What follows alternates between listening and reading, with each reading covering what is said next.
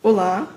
No vídeo de hoje, vamos começar a falar sobre as citações em documentos, de acordo com a BNT 10.520.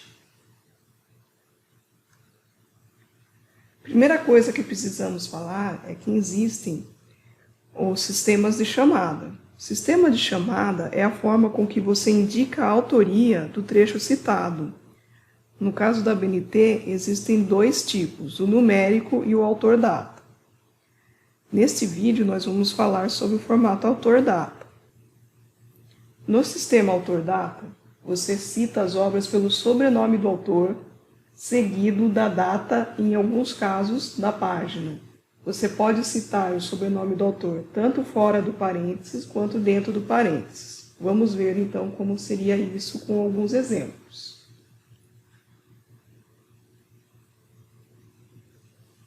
Quando você for citar dentro do parênteses, você tem que colocar os sobrenomes dos autores em letras maiúsculas.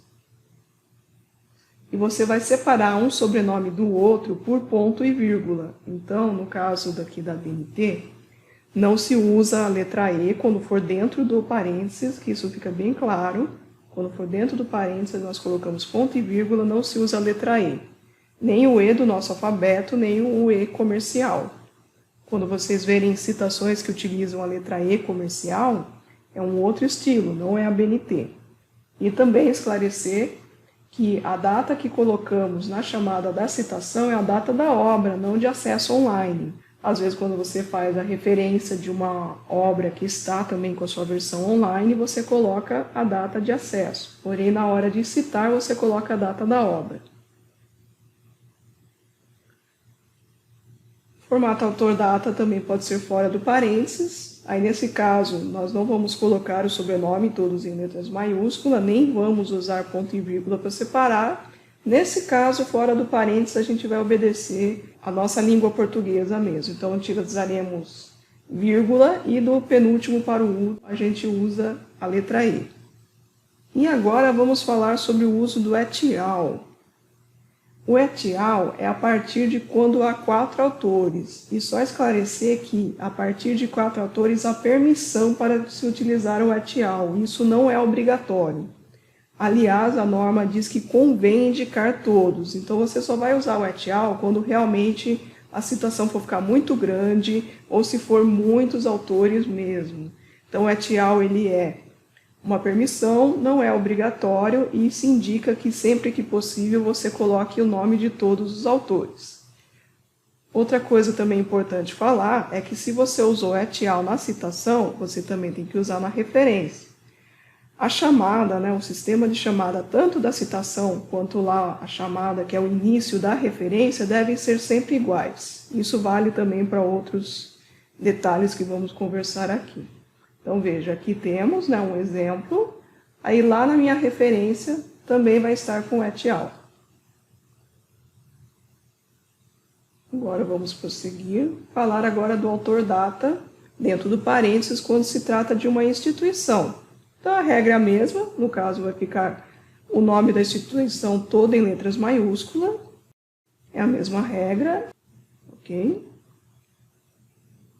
E fora do parênteses, no caso de nome de instituição, nós também obedecemos à língua portuguesa, então somente as iniciais serão em letras maiúsculas. O restante a gente escreve normal. Vou colocar aqui também um detalhe sobre documentos governamentais e lei, como a gente viu no vídeo de referências de leis e documentos governamentais, a gente entra sempre pela jurisdição. E as pessoas às vezes comentam que fica estranho você não comentar o nome da lei, só coloca a jurisdição entre parênteses e tal. Então aqui é só uma sugestão de como poderia ser, você pode colocar fora o nome da lei ou do documento, comentar e colocar daí na sequência a chamada entre parênteses com a jurisdição e a data, ok?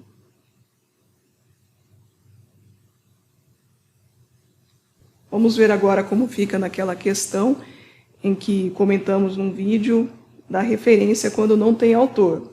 Lá também foi comentado, mas só para colocar aqui também, a gente coloca a primeira palavra do título em letras maiúsculas no local do que seria o sobrenome do autor. E a gente coloca sempre dentro de parênteses, porque fora do texto ficaria estranho.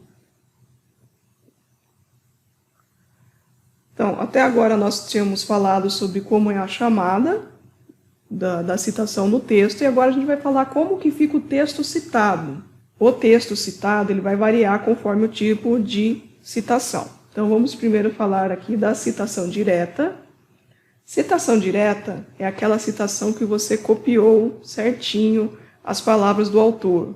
Você está fazendo uma citação igualzinha, como se tivesse feito um Ctrl+C, Ctrl+V do texto lá do autor que você consultou.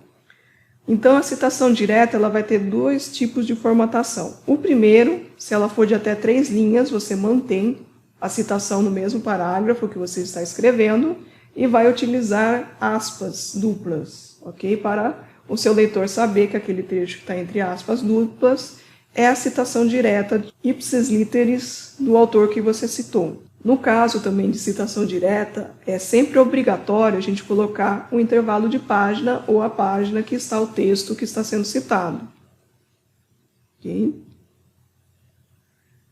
Quando a citação direta tiver mais de 3 linhas, a formatação vai ser diferente. Então, ela vai ter que ter um recuo de 4 centímetros da margem do seu texto. Será utilizado também uma fonte em tamanho menor, então se a sua fonte fosse 12, pelo menos a citação direta de mais de 3 linhas teria que ser tamanho 11, ok? Pelo menos aí um tamanho menor. Agora vamos colocar aqui uma dúvida que é um pouco frequente, sobre se você coloca a chamada da citação antes, depois do texto, dentro do parênteses ou fora do parênteses.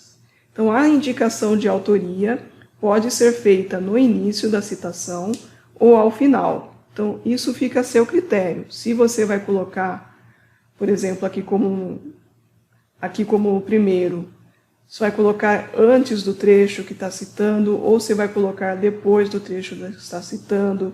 Também se você vai colocar dentro ou fora do parênteses, isso é uma decisão sua, não há uma regra que diz que é para usar um ou outro, ou quando é para usar um ou outro. Inclusive, no mesmo texto, você pode variar essa chamada.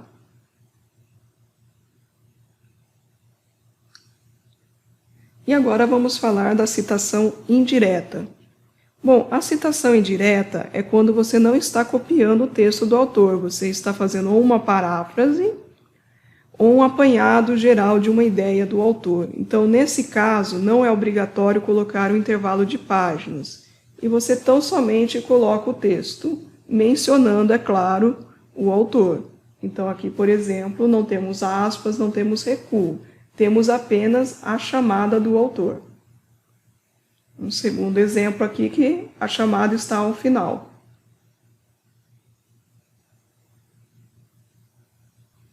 Um último caso aqui, sobre o texto da citação, é quando você está citando um material que está em outra língua. Então, recomenda-se, a ABNT recomenda que você insira esta expressão, tradução nossa, dentro da chamada e depois coloque uma nota de rodapé com o texto original. Isso é uma questão opcional, ok? Mas é recomendada pela norma ABNT.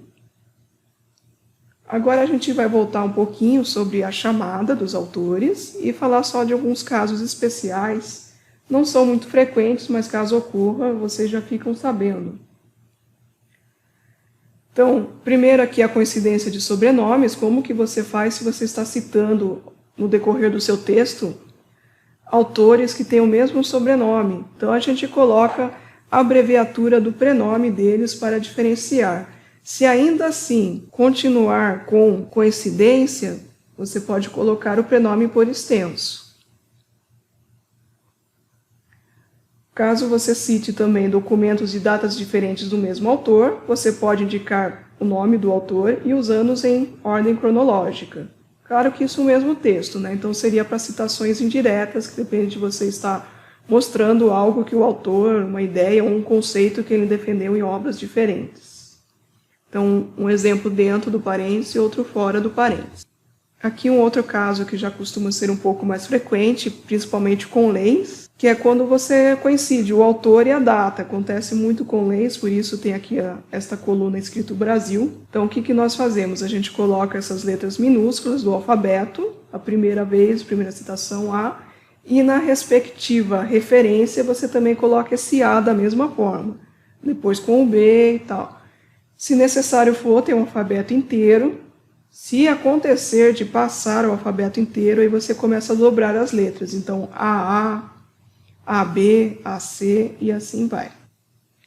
Citação indireta e simultânea de autores diferentes. Você segue a ordem alfabética, então coloca a primeira obra na ordem alfabética, seguido da segunda, da terceira, e elas são separadas por ponto e vírgula.